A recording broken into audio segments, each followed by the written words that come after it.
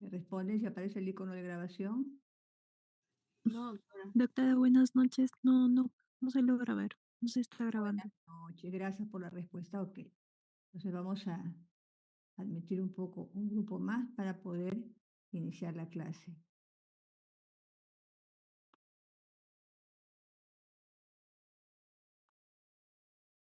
A ver, ya son 59.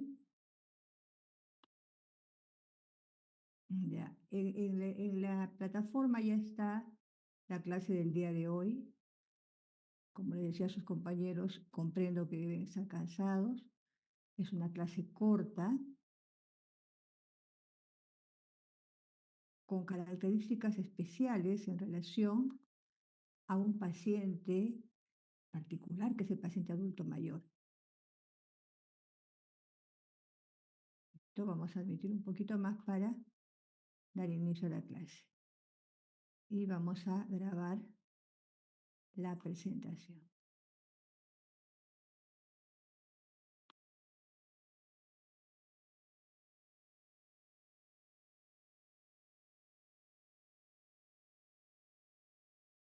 Pues sigue ingresando. A ver, creo que ya no hay más en espera. Ok.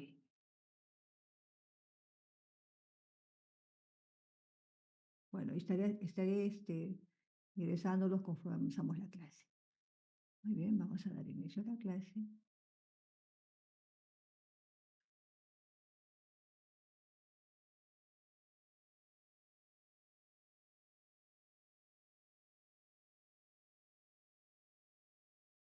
A ver, me confirma si se está... Recording in progress. Ahora sí. Bien. El Sí, día se de está hoy... grabando, sí. Disculpen, sí se está grabando, doctora. Muchas gracias. Excelente. Muy bien. El día de hoy vamos a hablar, les decía, de la historia clínica en el paciente adulto mayor. Vamos a comenzar diciendo unas frases muy motivadoras. Cada arruga cuenta una historia de valentía, amor y perseverancia. Tus vivencias te hacen excepcionalmente hermoso o hermosa. El mensaje que traemos es que todos vamos a ir envejeciendo en algún momento.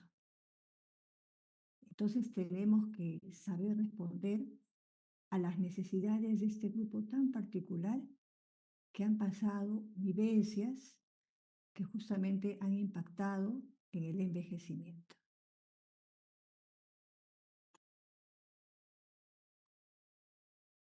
Nuestro tema es la historia clínica del adulto mayor.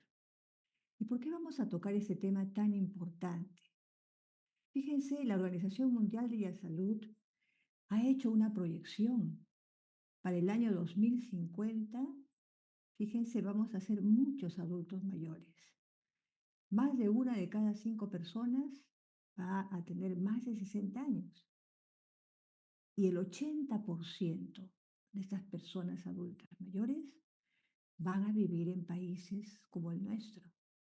Quiere decir entonces que debemos fortalecer aquellas atenciones que son preventivo-promocionales, porque inexorablemente todos vamos a pasar por esta etapa de la vida.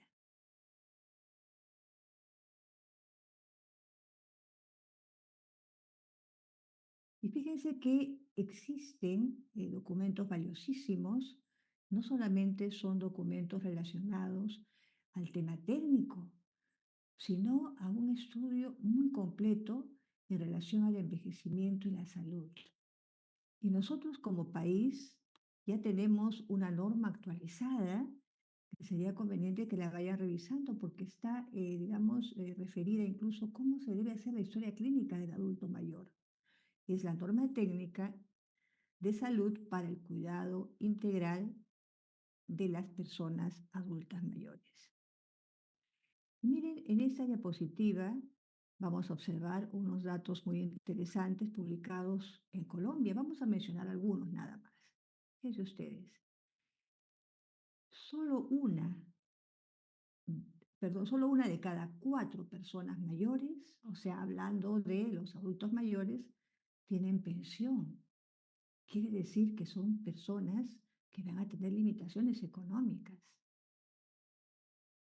Miren, Colombia envejece el 38% de la población mayor. Una de cada 6 personas mayores sufrió algún maltrato en el último año. Y ellos, en Colombia, han calculado que 3,4 millones para el año 2050 van a tener más de 80 años. Quiere decir que tenemos que prepararnos como sistema de salud para responder estas necesidades.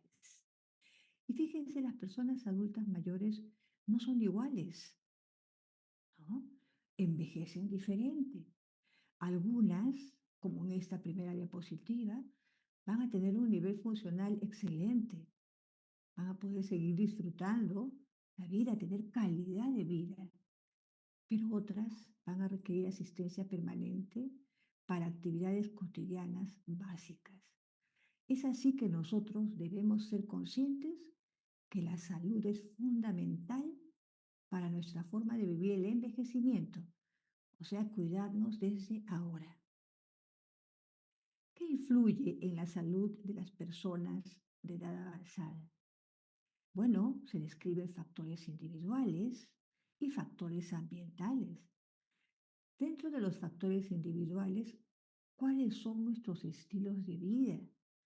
¿Somos sedentarios de jóvenes? Vamos a pagar la factura cuando estemos en la tercera edad. Pero también hay cambios relacionados con la edad. Por ejemplo, la osteoporosis, por ejemplo, la arteriosclerosis. También la genética va a influir en nuestra salud cuando estamos mayores, ¿no? Se habla de la apolipoproteína E4, el déficit de la hormona de crecimiento, y que ya venimos predispuestos con una edad genética. Por otro lado, las enfermedades también van pasando factura. Si somos hipertensos, si somos diabéticos. Entonces, todos estos factores individuales van a influir en el tipo de envejecimiento que tengamos cuando nos acerquemos a los 60 años. También factores ambientales. Fíjense ustedes, la vivienda. Si se utilizan o no dispositivos para apoyo para poder desplazarnos, si se participa o no, se tiene acceso a poder tener, digamos, relaciones sociales, si tenemos la capacidad de transportarnos. Y todo esto ustedes lo están viendo ahora que están desarrollando las historias clínicas, están desarrollando la anamnesis. Estamos pidiendo información a los pacientes relacionados tanto a los factores individuales como a los factores ambientales. ¿Qué nos dice Miller, un estudioso del envejecimiento, en relación a la definición? Nos dice que el envejecimiento es un proceso en el que los adultos sanos pasamos a ser frágiles. Y fíjense, fragilidad tiene una connotación dentro de la etiopatogenia. ¿Qué significa? Que van a disminuir los mecanismos de reserva fisiológicos y los van a exponer a la vulnerabilidad frente a la enfermedad y la muerte. Eso es el envejecimiento. Es un proceso por el cual todos vamos a transitar. Y ustedes recuerdan, hace poco tiempo sufrimos la pandemia. ¿Y recuerdan ustedes las estadísticas iniciales? ¿Quiénes fallecían? ¿Recuerdan ustedes? ECMAD. Dos terceras partes, perdón, de las defunciones por COVID-19 ocurrieron en los adultos mayores. Eso expresa entonces la vulnerabilidad frente a la cual nos encontramos cuando vamos envejeciendo. Y aquí en esta diapositiva ustedes pueden identificar fácilmente dos momentos. El momento de la vitalidad y el momento de la fragilidad. ¿A qué nos referimos con vitalidad? Ustedes, jóvenes, tienen una reserva funcional intacta, tienen una capacidad de respuesta frente a las agresiones, por ejemplo, las infecciones, o por ejemplo, a lo mejor los traumatismos. Se recuperan fácilmente de una neumonía. Estamos hablando, obviamente, de los sujetos sanos, ¿cierto? Jóvenes sanos. Pero conforme envejecemos, nuestra reserva funcional, es decir, nuestra capacidad de responder frente a las agresiones, se va a ver disminuida. Y habíamos dicho que hay factores ambientales, pero también hay factores genéticos, lo que nos van a llevar a que hayan cambios fisiológicos. Todos vamos a presentar con el tiempo estos cambios en las células, en los tejidos, en los órganos y en los sistemas. Esta fragilidad que vamos nosotros sufriendo con el paso del tiempo y cuando estamos por encima de los 60 años, nos lleva a otro término importante que es la vulnerabilidad. Quiere decir que cuando nos encontremos frente a un estrés, frente a una agresión, esto nos va a llevar a riesgo de complicaciones. Vamos a ir desmejorando progresivamente hasta que venga el fallecimiento. Por eso cuando hablamos de adulto mayor, hablamos de fragilidad y hablamos de vulnerabilidad.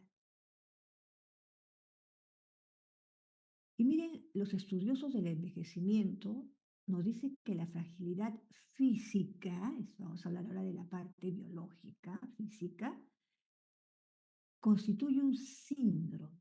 ¿Se acuerdan ustedes cuando estamos viendo en la práctica qué son los síndromes y decíamos conjunto de síntomas y signos? Acá también se describe como un síndrome con múltiples causas y factores. ¿Qué caracteriza a la fragilidad? La disminución de la fuerza, la disminución de la resistencia y la reducción de nuestras funciones fisiológicas. Todo eso impacta en mecanismos defensivos del paciente, adulto mayor, y obviamente aumenta la vulnerabilidad. Eso pasa cuando uno sufre algún tipo de infección, por ejemplo, va a tener dificultad para poder recuperarse, va a demorar más tiempo y lo puede llevar incluso al paciente a la dependencia funcional. A lo mejor esa persona cuando estaba sana realizaba todas sus actividades, contribuía incluso a la economía de la casa, pero a lo mejor hace una neumonía o un traumatismo y se vuelve dependiente. Y se vuelve un círculo vicioso que lo va a llevar a la muerte. Miren esta diapositiva en la cual se presenta la patogénesis del síndrome de fragilidad. Se dice que durante el envejecimiento existe un estado de inflamación crónica que produce activación inmune, produce liberación de citoquinas, de moléculas, de mediadores en general. Esto se describe como un mecanismo subyacente que va a contribuir de manera directa o indirecta a la fragilidad. Muchos estudios han confirmado, por ejemplo, la asociación entre niveles de interleuquina 6 y fragilidad. Muy bien. Por otro lado, nos dice que los diferentes procesos fisiopatológicos que se van dando en el envejecimiento y contribuyen al síndrome de fragilidad, uno de los más importantes es la pérdida de la masa muscular. Esa pérdida de la masa muscular que se llama sarcopenia. ¿Qué significa entonces la sarcopenia? Que estos pacientes o personas de edad avanzada van perdiendo masa muscular. Se va a superponer estos aspectos que habíamos hablado de la fragilidad con la sarcopenia. Y eso obviamente va a volverlo mucho más vulnerable. El paciente empieza a perder peso, se vuelve débil, se agota fácilmente, baja el ritmo de las actividades y su marcha se torna lenta. Como resultado de toda esta patogénesis, vamos a tener que los pacientes pueden sufrir caídas. Cuando un adulto mayor tiene una primera caída ya nos debe de preocupar. Dos caídas, ya ahí debemos estar mucho más alerta porque es probable que se vayan repitiendo las caídas. Entonces hay que tomar medidas y eso vamos a conversar cuando hablemos de la valoración geriátrica integral. Y esta fragilidad y sarcopenia, cuando se superponen, van llevando al paciente a la discapacidad, a la dependencia, inexorablemente a una muerte en corto tiempo. Se describen diferentes tipos de personas adultas mayores. La persona adulta mayor sana es el adulto mayor de 60 años que tiene características físicas, mentales y sociales de acuerdo con su edad cronológica. Realiza sus actividades básicas, instrumentales, se vale por sí solo. La persona adulta mayor enferma, miren ustedes lo que dice la definición, son mayores de 60 años que como cualquiera de ustedes puede presentar alguna afección aguda o crónica no invalidante. De repente hacen una neumonía, de repente hipertensión arterial, ¿no? De repente a lo mejor un cuadro diarreico agudo, pero no invalidante. O sea, el paciente todavía se recupera, puede ir a la consulta, puede ir a un hospital, sale de alta y nuevamente se reincorpora a sus actividades normales. Este paciente adulto mayor, para que entre en esta clasificación de PAM enferma, no tiene demencia, no hay conflicto social que pueda poner en riesgo su salud. Entonces, este paciente se atiende como cualquier paciente, como ustedes, jóvenes o adultos, ¿no? En un hospital, en un centro, en una institución de atención general. Y viene este tercer tipo de paciente adulto mayor o persona adulta mayor, que es el paciente adulto mayor frágil o persona adulta mayor frágil. Su nombre lo dice, la principal característica es el riesgo de la dependencia o de repente el riesgo de volverse discapacitado. Este grupo de pacientes es que el riesgo de generar los síndromes geriátricos que después vamos a mencionar es bastante alto. ¿Quiénes son estos pacientes o personas adultas mayores frágiles?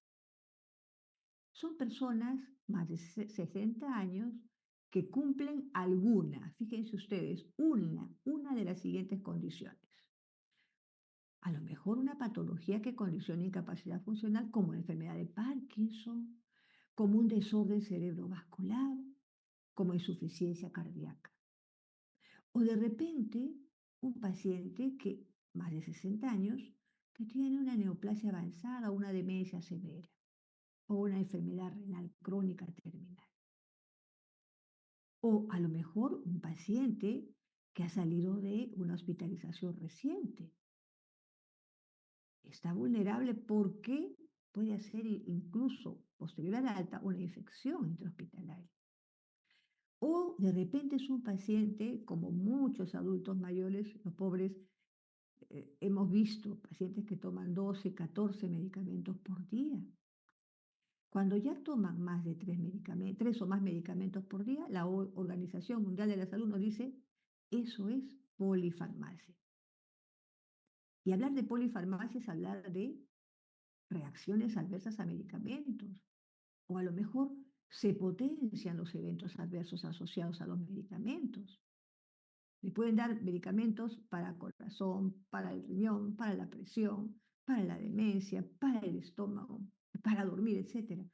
Todos potencian sus eventos adversos y el pobre adulto mayor de repente está somnoliento, de repente está hiporéxico, no come, y eso va a acentuar más su fragilidad, su vulnerabilidad. Entonces, el solo hecho que esté consumiendo 3 o más medicamentos lo vuelve un adulto mayor frágil.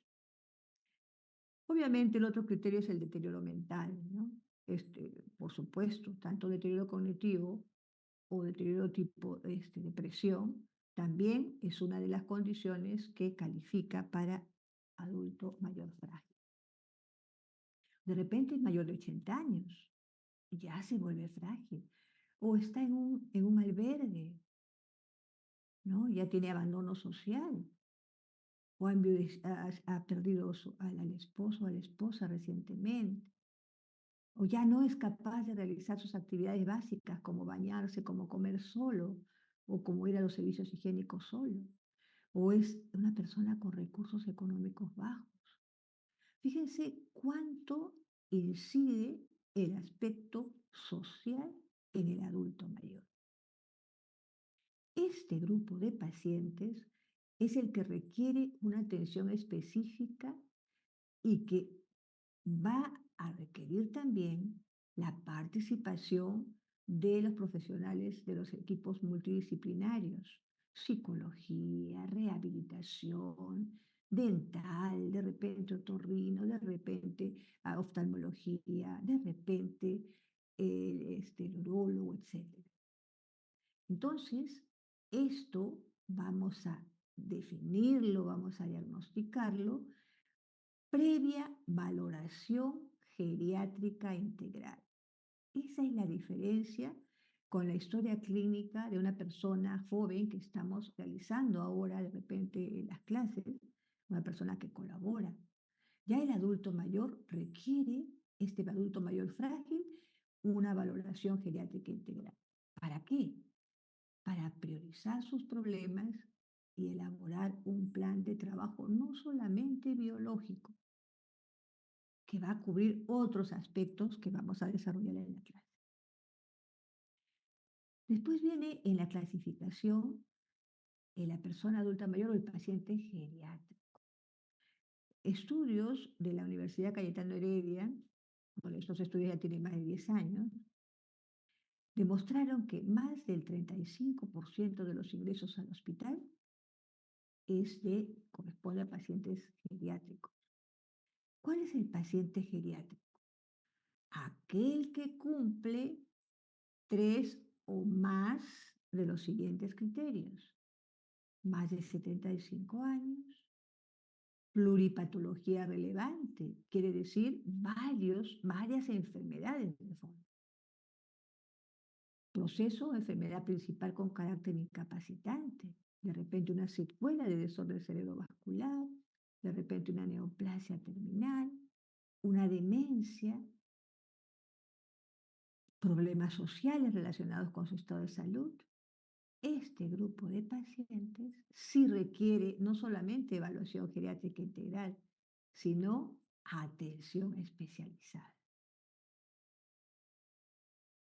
Y el formato de la historia clínica del adulto mayor, ya nuestra norma técnica nacional, la que hemos presentado en las primeras diapositivas, así como la norma técnica para la gestión de la historia clínica, es una norma nacional y deberían ustedes conocerla.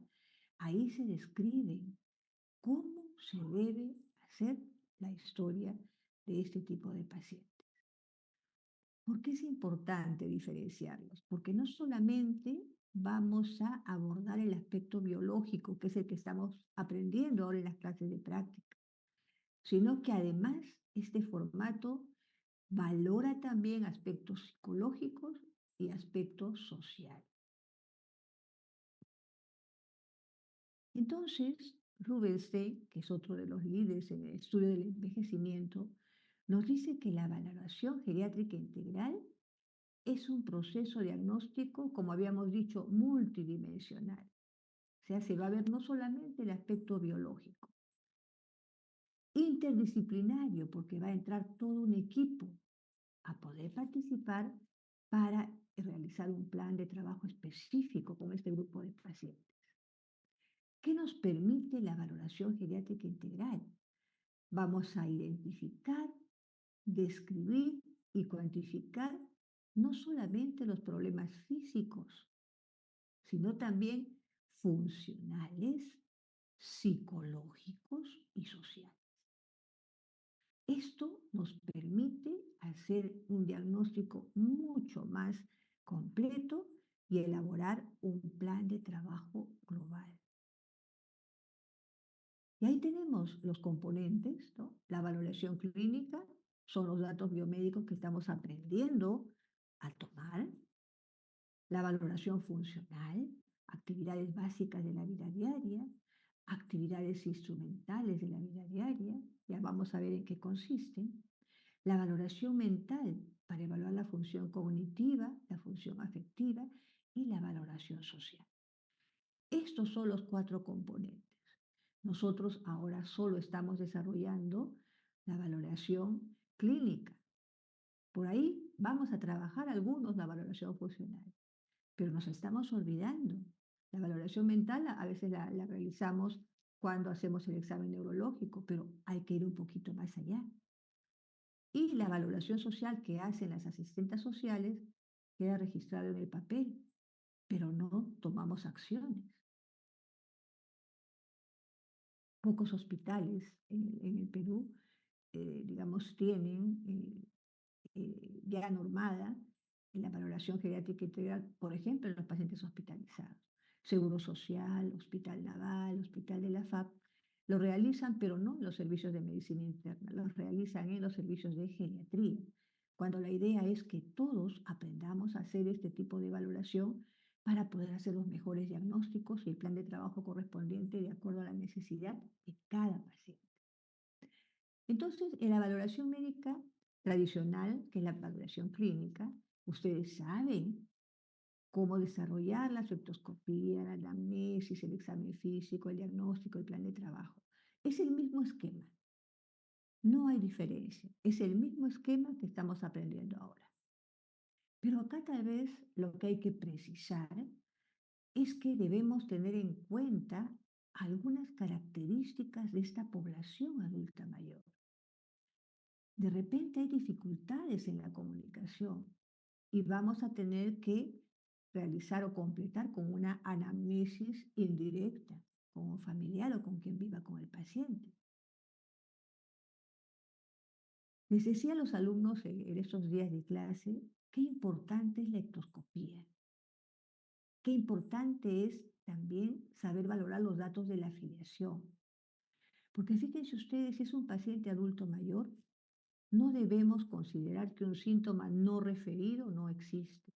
Nosotros tenemos que hacer el interrogatorio activo. Lo estoy viendo a lo mejor pálido al paciente, pero él viene por un cuadro a lo mejor articular o a lo mejor por una neumonía. Pero yo tengo la obligación de preguntar qué puede estar ocasionando la anemia. Hacer el interrogatorio mucho más acuicioso. O preguntar si tiene problemas para miccionar. A lo mejor tiene un problema de uropatía obstructiva asociada a la próstata. Ese es nuestro rol. Saber que con ellos nosotros debemos ser mucho más acuciosos con el interrogatorio. Y no solo eso, deberíamos también preguntar si cada síntoma o cada signo que presenta el paciente tiene repercusión en las funciones, si causa algún tipo de dependencia. Porque ya vamos a hablar que el paciente que va perdiendo la capacidad de realizar sus funciones básicas e instrumentales, se va volviendo dependiente y ese paciente se vuelve más vulnerable. Vamos a escuchar que ellos de repente nos van a hablar de múltiples problemas, inespecíficos, que no están conectados y vamos a decir, pero ¿qué patología puede ser? En estos pacientes puede haber varias patologías. De repente tienen problemas asociados a enfermedades degenerativas, por ejemplo, artrosis, o de repente cataratas, de repente no está escuchando bien, etcétera. Y todo esto nos hace pensar que va a requerir justamente la participación de más profesionales de la salud. Siempre en ellos tenemos que preguntar por incontinencia urinaria y fecal. Se le escapa la orina, se le escapan las heces, es importantísimo. Ya habíamos dicho, preguntar por medicamentos que esté tomando y de preferencia que los lleven a la consulta o al hospital para saber cuáles son y si pueden a lo mejor potenciarse los eventos adversos asociados a los medicamentos y eso nos va a permitir identificarlos y cambiar o prescribir otro tipo de medicamento. Preguntar por hábitos tóxicos, por supuesto, ya saben ustedes que hay que preguntar siempre por el consumo de tabaco, consumo de alcohol, consumo de drogas. Y siempre en estos pacientes debemos de incluir una valoración nutricional sencilla. ¿Qué come, qué toma de desayuno, de almuerzo, de cena? ¿Por qué no le gusta tal o cual alimento? De repente nos encontramos que no tienen dientes, son remanentes dentarios, ya no son capaces de masticar, entonces dejan la comida y hay que adecuar la prescripción de la alimentación en función de su necesidad. Los adultos mayores van a un ritmo más lento, pueden tener dificultad para la comunicación del lenguaje, van a olvidarse, de repente no nos escuchan y nos contestan una cosa por otra, de repente se quedan callados. Hay que tomar en cuenta estos silencios. Algo está pasando desde el punto de vista cognitivo. Siempre preservar la dignidad del paciente. Siempre cuando entrevistemos al paciente, cuando lo examinemos, colocar los biombos, porque hay que respetar su privacidad. Es una persona como nosotros y también tiene pudor. En ellos debemos reconocer los miedos y ansiedades igual que los niños. Es fácil que un adulto mayor presente confusión cuando es traído de casa y ningún familiar se queda a acompañarlo. Y de repente hacen un síndrome confusional. ¿Y qué queda en los hospitales del Ministerio de Salud? La sujeción mecánica, amarrarlos a los pacientes, cosa que no deberíamos hacer. No hay que interrumpirlos y hay que darles tiempo para que ellos respondan, recuerden y den la mejor información. Siempre es bueno esta interacción con el tacto, ¿no? Darle la mano, a lo mejor tocarles el hombro, ¿no? De una manera muy respetuosa. Bueno, con la pandemia se perdió este tipo de interacciones, ¿no? Pero ahora podemos hacerlo. Y un paréntesis, siempre lavarnos las manos antes y después de examinar al paciente. Por otro lado, nuestras entrevistas deben ser dirigidas y de repente vamos a tener que reiterar los mensajes, las preguntas, porque ya hemos visto qué características tienen estos pacientes adultos mayores. El examen físico, igual que están aprendiendo en las historias, ahora en nuestro curso, en las prácticas, ¿no? El examen físico debe ser exhaustivo como en cualquier paciente, pero hay que recordar que los adultos mayores tienen poca tendencia a focalizar síntomas. Es igual que los pequeñitos, los niños, los pacientes pediátricos de repente solamente van a tener fiebre, náuseas y vómitos. Y ser una infección urinaria. Y a veces estamos pensando, oye, es problema digestivo. No, porque ellos no focalizan, ¿no? No focalizan los síntomas. O sea, presentan síntomas a lo mejor generales, dispersos. Por eso el examen físico debe ser completo. Vamos a hacer énfasis en los parámetros antropométricos, ¿no? Cuánto mide, cuánto pesa, cómo está el estado de nutrición, cómo está el estado de hidratación. Ya vamos a aprender en la práctica ¿Cuáles son esos signos que debemos buscar? ¿Cómo está la lengua? ¿Está seca? ¿Cómo está respirando? A lo mejor por ahí es que está perdiendo mucho líquido, o fiebre, de repente sudoración, de repente está pues, con problemas respiratorios, ¿no? Y contribuye a la deshidratación. El estado de la boca, si hay síntomas o signos asociados a hipovitaminosis, ¿no?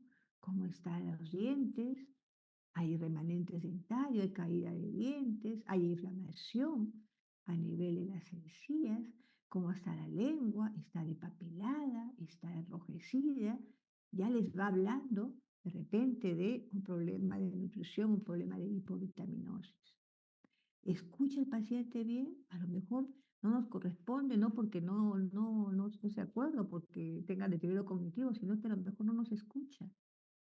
A lo mejor tiene cataratas y no nos ve. Entonces los órganos de los sentidos también deben ser evaluados porque ahí puede estar el problema. Debemos siempre tomar la presión en decúbito dorsal, sentarlo o ponerlo de pie 3 minutos y volver a tomarle la presión. ¿Para qué?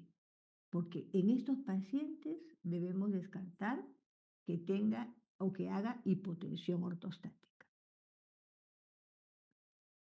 Ya habíamos dicho, ¿no? Tomamos la presión en decúbito dorsal, o sea, echadito, lo sentamos o lo paramos al paciente unos 3 minutos. Si la presión arterial sistólica cae 20 o más milímetros de mercurio, o si la presión arterial diastólica cae 10 o más milímetros de mercurio, cuando lo sentamos o lo ponemos de pie, eso se denomina hipotensión ortostática. Y la hipotensión ortostática puede causar mareos, puede causar caídas y contribuye a la fragilidad y a la vulnerabilidad. Muy bien, ¿qué más debemos de buscar? ¿No? Como está descrito en nuestras plantillas de las historias clínicas, si ustedes la tienen, el examen de piel y mucosas. A veces los adultos mayores son sedentarios, no hacen ejercicio y de repente nos podemos encontrar que pueden estar presentando úlceras por presión. O de repente, fíjense ustedes, las faneras, ¿no? Las uñas mal cuidadas, las uñas de los pies.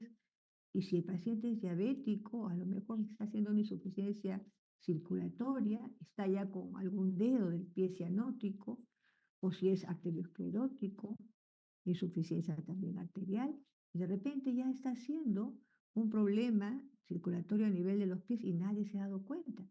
Hay que examinar al paciente, ¿no? El aparato locomotor, ya hemos hablado, hay enfermedades degenerativas como la artrosis, pero también les digo, ¿no? El aparato circulatorio, sobre todo en los pies, que no suelen revisarlo los familiares o el mismo paciente, nos puede indicar algún tipo de compromiso.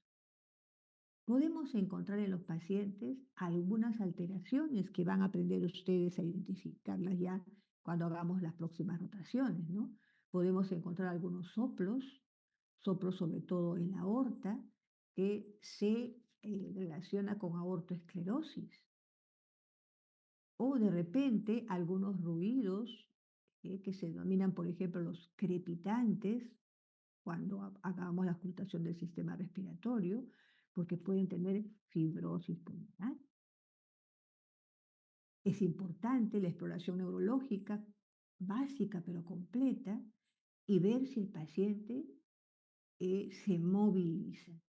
O sea, vamos a hacer un examen físico como debemos hacerlo a todos los pacientes, pero debemos ser mucho más acuiciosos, más cuidadosos con estos parámetros.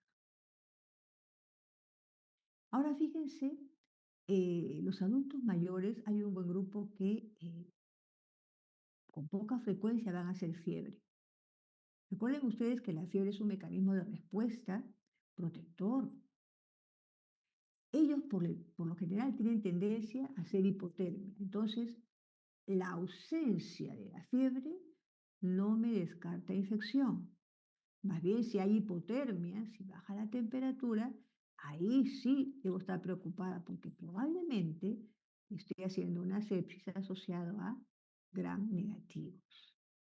Ya habíamos dicho, pueden haber alteraciones respiratorias, alteraciones a nivel de la auscultación cardíaca, que no necesariamente en algunos casos puede significar patología. Algunos reflejos también pueden alterarse con la edad. Disminuir los reflejos pueden estar asociados a problemas de neuropatía. Miren, hemos hablado de manera general de la valoración física, de la valoración biológica, de lo que estamos aprendiendo ahora. Pero en el adulto mayor, la valoración geriátrica integral nos dice no solamente hagas esa evaluación física, biológica. La segunda parte es la valoración funcional. ¿Qué implica la valoración funcional? En la población adulta mayor es uno de los mejores indicadores del estado de salud. La valoración funcional nos permite utilizar como predictor de mortalidad e incapacidad. Miren, qué importante. Predictor de mortalidad.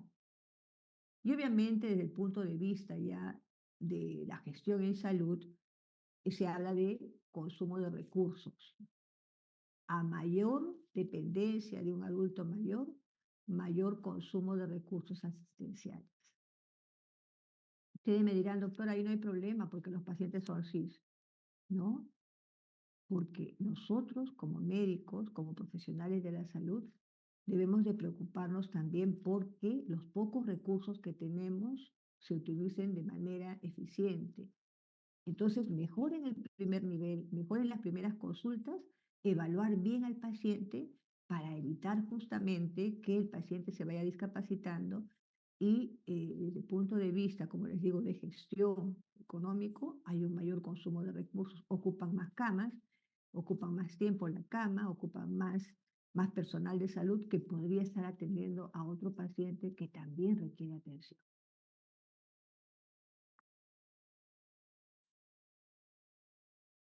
Utilizamos escalas para poder valorar la función del paciente, para poder valorar su estado de dependencia. Entonces, las escalas ya están estandarizadas, entonces cualquier profesional dice, voy a usar esta escala acá, en la China, en Estados Unidos, ya saben qué se está evaluando, ¿no?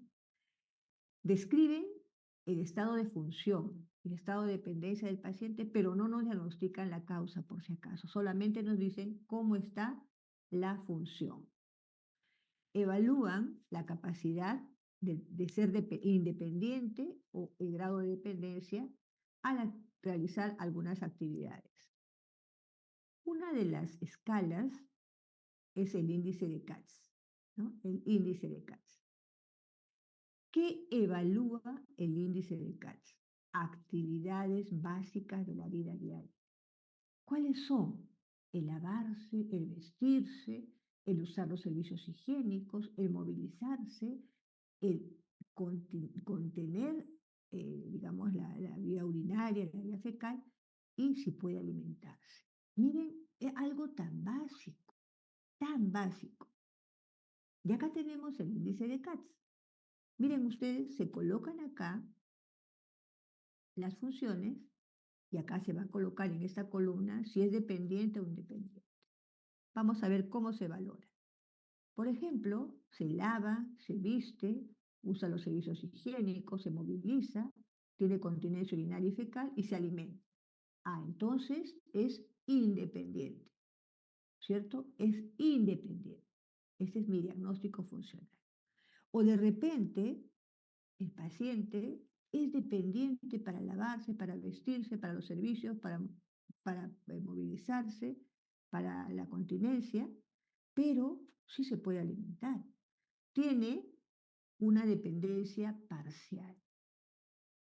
De 1 a 5 positivos de dependencia me indican que es un dependiente parcial.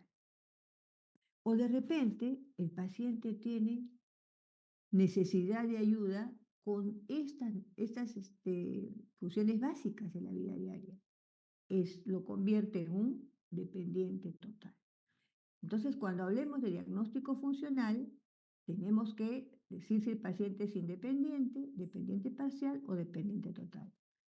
Como ven ustedes, es sumamente sencillo para poder valorar esta segunda parte de la evaluación geriátrica integral.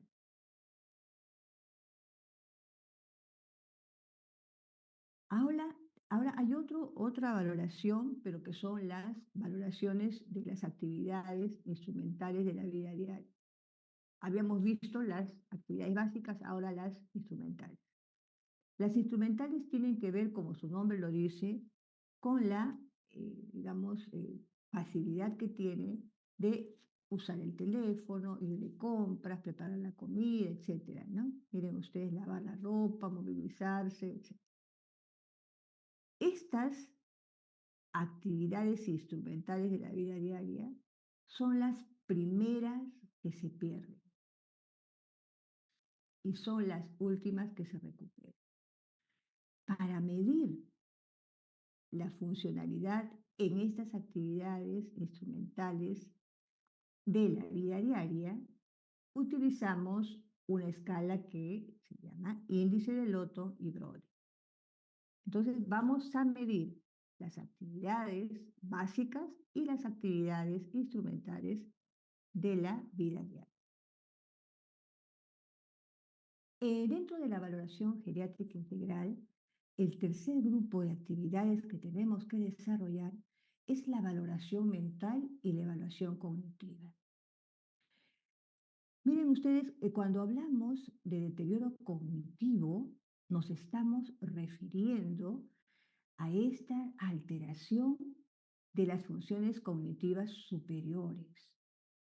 Por ejemplo, la memoria, por ejemplo, la orientación. Esta valoración nos sirve solo para detectar a manera de un screening. No nos va a decir cuál es la causa del deterioro cognitivo. No es un diagnóstico, solamente nos va a permitir detectar estas alteraciones para después establecer el plan de trabajo. ¿Cuál es la importancia de nosotros realizar esta valoración mental, esta evaluación cognitiva? Se ha demostrado que tiene alta prevalencia en este grupo de personas adultas mayores. Pero el problema es que no es diagnosticada. Si solo realizamos la valoración física, biológica, que habíamos hablado, que es la que estamos aprendiendo en estos primeros días con los pacientes que colaboran, miren ustedes, no vamos a detectar un grupo importante de pacientes con disminución del estado cognitivo, con el deterioro cognitivo. Porque en esta historia clínica habitual solo se detecta el 28% de los casos. Y es importante detectarla porque el deterioro cognitivo puede originar complicaciones e incapacidad. Entonces la familia de repente no se da cuenta, los colegas no nos damos cuenta y el paciente se viene deteriorando y va a generar también un problema de tipo social. La familia puede incluso abandonar al paciente. Para evaluar el deterioro cognitivo, nosotros podemos utilizar una escala importante, que vamos a hablar ahora, pero debemos tener en cuenta que va a depender también del nivel educativo que tiene el paciente, el nivel de conciencia, habíamos dicho si consume, o hay polifarmacia, que va a lo mejor potenciar los eventos adversos de los medicamentos, ¿no? O si tiene problemas de comunicación, si el paciente a lo mejor no nos entiende, no nos escucha, si hay hipoacusia, o si el familiar está presente respondiendo por el paciente. Entonces, en este caso, en este tipo de valoración, dentro de la valoración geriátrica integral, utilizamos el cuestionario de Pfizer. Es bastante sencillo, hay que tener en cuenta el nivel educativo del paciente para, digamos, poder utilizarlo adecuadamente. Vamos a ver por qué. Este es un cuestionario abreviado. Miren ustedes, tenemos pocas preguntas, porque es una valoración general. Y miren, se le va a preguntar al paciente qué día es, el día, el mes, el año, ¿no? ¿Cuál es la fecha? ¿Cuál es el día de la semana? ¿En qué lugar se encuentra el paciente? Su teléfono, su dirección completa, la edad del paciente, dónde nació. Miren ustedes cuál es el nombre del presidente del Perú, el nombre del anterior presidente del Perú, el primer apellido de la madre, restar de 3 en 3 desde 3. Por eso es importante el nivel educacional del paciente, porque si el paciente no tiene acceso, de repente no sabe sumar, no ha tenido acceso a aprender a leer o escribir, o de repente no tiene medios de comunicación, a lo mejor no va a poder responder las preguntas, pero eso no significa que tenga deterioro cognitivo. Por ello es importante, ante el interrogatorio, tener en cuenta esta situación. Pero si el paciente ha tenido acceso a una educación básica, sabe sumar, sabe restar, a lo mejor sabe también leer, escribir, entonces sí nos va a servir este cuestionario. Y miren ustedes, si encontramos hasta 2 errores, vamos a decir que en esta valoración el paciente está normal. Pero si tiene 3 a 4 errores, tiene deterioro cognitivo leve. Si tiene de 5 a 7 errores, deterioro cognitivo moderado. Y si tiene de 8 a 10 errores, deterioro cognitivo severo. Muy importante entonces una evaluación tan sencilla para poder hacer la evaluación desde el punto de vista del deterioro cognitivo. Ahora, si encontramos un deterioro cognitivo, obviamente en nuestro plan de trabajo va a estar en la interconsulta, a neurología, a psiquiatría y la participación del equipo multidisciplinario. Acá, por ejemplo, tenemos un paciente que logró responder, miren ustedes, las primeras preguntas, pero acá tiene 3 errores.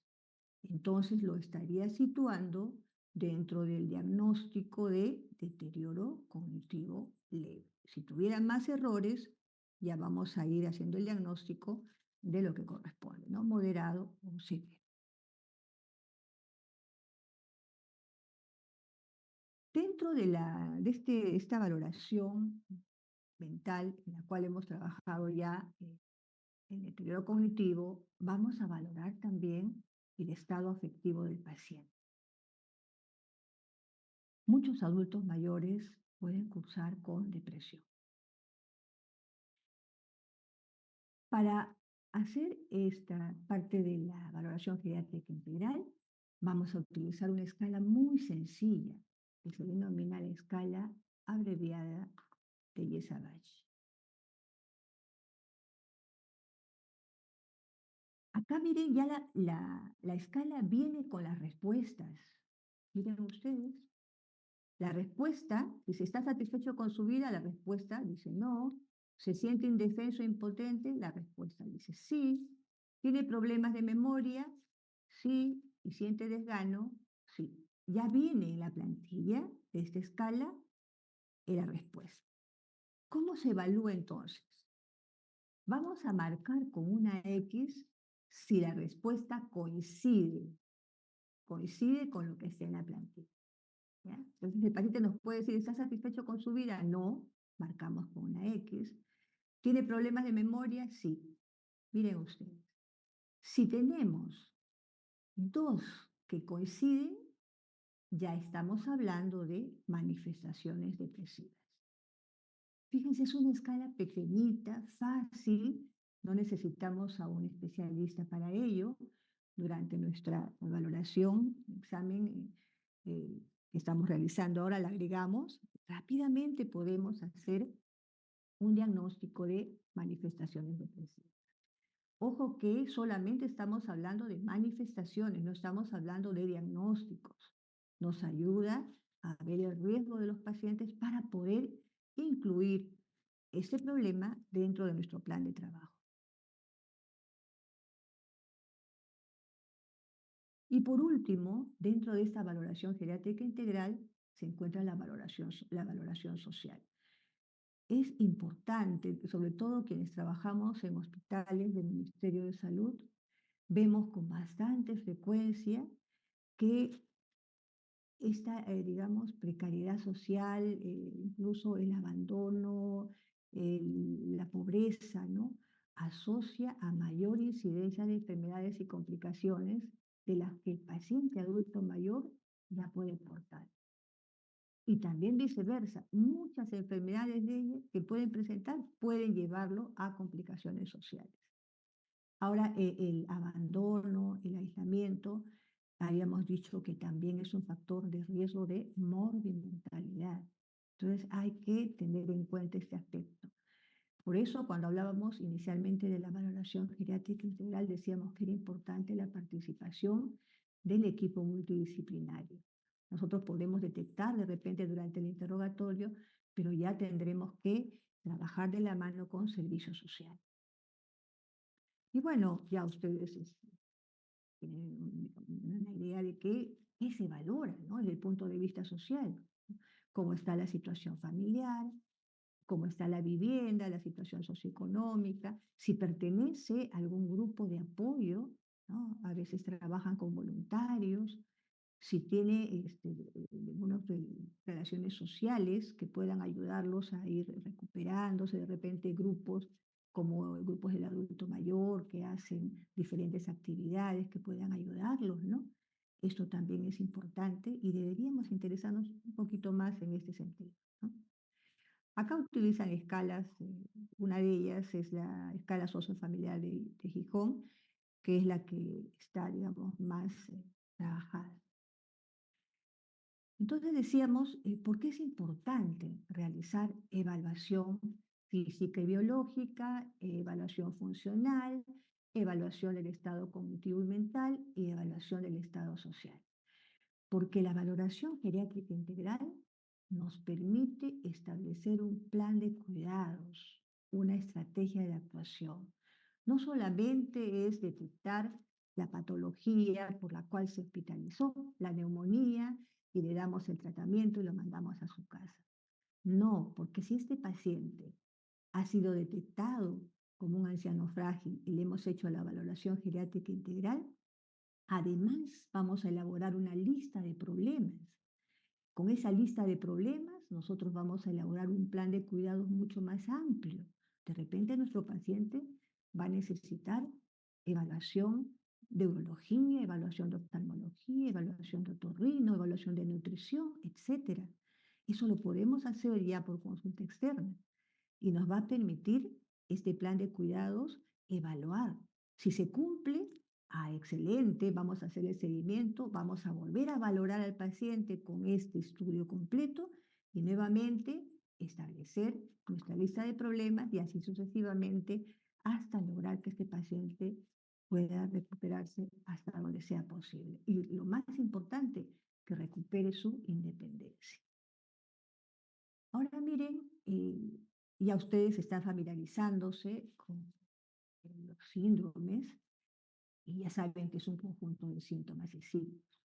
Pero en estos pacientes, adultos mayores, por encima de los 60 años, se describen específicamente los llamados síndromes geriátricos. No quiero confundirlos, pero para que ustedes tengan una idea, que además de la neumonía que podemos diagnosticar con lo que estamos aprendiendo, también podemos nosotros decir que el paciente, por ejemplo, tiene deterioro cognitivo y debo de hacer el estudio o los exámenes pertinentes para descartar la demencia. A lo mejor tiene trastornos del ánimo y es un paciente que está entrando en depresión. A lo mejor tiene trastornos del sueño, inmovilidad. Fíjense ustedes, la inmovilidad y el encamamiento constituyen para este grupo de personas los denominados síndromes geriátricos, ¿no? Y así la inestabilidad, las caídas, la incontinencia o el estreñimiento, la deprivación sensorial. Muchos pacientes tienen problemas, por ejemplo, asociados a las cataratas, la malnutrición, la deshidratación, la iatrogenia, en relación al uso de la polifarmacia, las disfunciones sexuales que también preocupan al adulto mayor y, cómo no, las inmunodeficiencias. Ya habíamos visto al inicio entonces, son pacientes que se encuentran en estado de fragilidad que los lleva a la vulnerabilidad. Muy bien. ¿Tenemos hasta acá alguna pregunta, por favor? ¿Algún comentario? Yo sé que estamos a la hora avanzada, sé que están cansados, pero les pido solamente un minutito más para ver si alguno de ustedes tiene algún comentario, alguna pregunta. La clase ya la hemos subido a la plataforma, ya la tienen disponible, también está la grabación para quienes no han podido acceder desde los primeros minutos. Muy bien. Por favor, no se olviden, el doctor Soto ha colocado el link para que ustedes puedan registrar su asistencia. Muy bien, ¿alguna pregunta? Muy bien. Por favor, para el examen vamos a presentar pequeños casos clínicos asociados a este tipo de esta clase, ¿no? Y en relación al caso clínico va a desarrollarse las preguntas del tema correspondiente. Muy bien, si no tenemos más preguntas, entonces, por favor, registren su asistencia y ya estaríamos encontrándonos en una próxima clase. Muchas gracias, doctora. Buenas noches. Gracias a ustedes, gracias por su presencia, gracias.